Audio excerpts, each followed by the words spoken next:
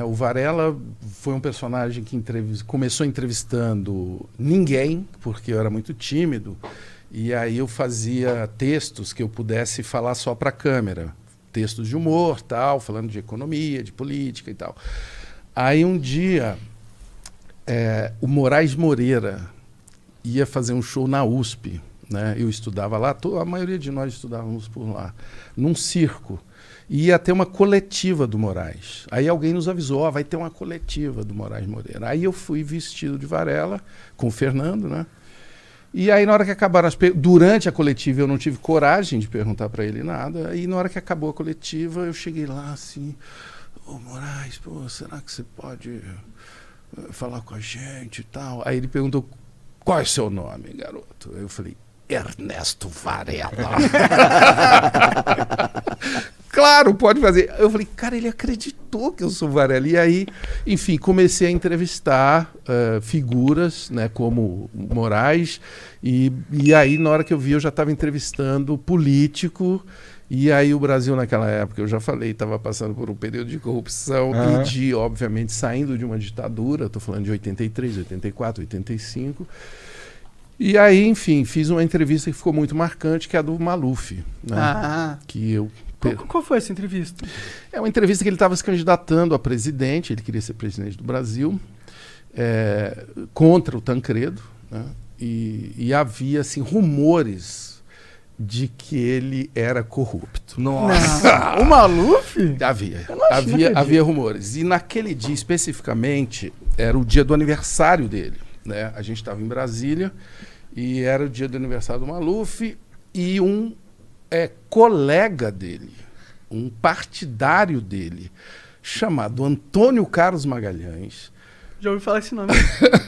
Que era o grande coronel da Bahia, né?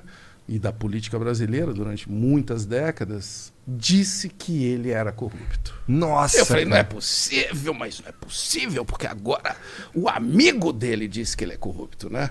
E aí o Fernando falou, cara, nós temos que ir lá, vai ter a coletiva do Maluf, nós vamos lá. Só que no meio do caminho a gente parou numa padaria e compramos um bolo, porque era aniversário dele. Mas um bolo horrível, um bolo azul. Sabe aqueles de padaria? O cara foi lá e escolheu o pior bolo que tinha. Pior e assim, o que mais ficaria bonito na câmera. Chamasse atenção.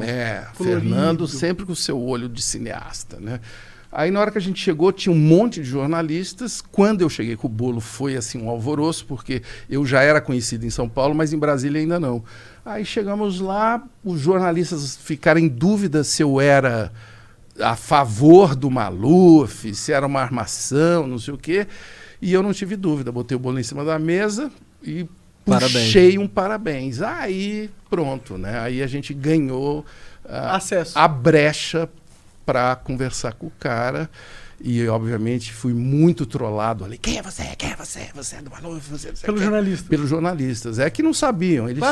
Eles tinham até razão, né? Poderia ser. O cara vem, pega um bolo e canta parabéns pro cara. Não, e eu fiz os jornalistas cantarem. Aí os caras todos constrangidos. Vamos lá, gente. E o Maluf ficou sem graça também, porque ele não esperava, né? Caramba. E aí o cara cantou parabéns pro Maluf, daqui a pouco ele tá lá fazendo perguntas bizarrésimas pro Maluf. Não, aí foi quando eu fui fazer a pergunta, eu falei, doutor Paulo, tal, eu tinha preparado assim umas 12 perguntas, né? Só tem um minuto. Falei, pô, doutor Paulo, por favor, não, é um minuto. Aí eu fiz a pergunta mais importante, né? Doutor Paulo, é verdade que o senhor é um ladrão, né? Eu fui assim, eu tive uma objetividade. E com essas palavras...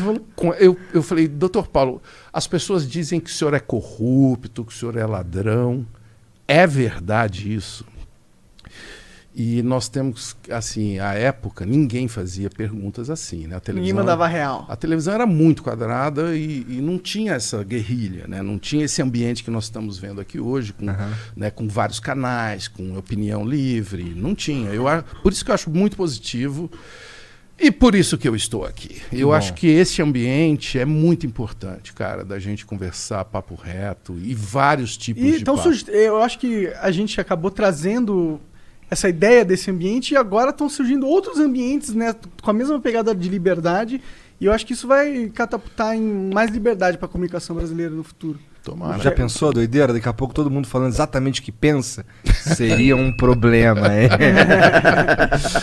Ou a solução. Eu acho que pode ser um problema se ficar numa água suja de, sabe, xingar, você é um babaca, não sei o que, sabe? Se você... Mas isso não é falar o que pensa, né? Exato. Isso aí é... Antagonizar o cara à toa. Isso é agressividade, isso aí não é expressão, né? Mas tá rolando, né?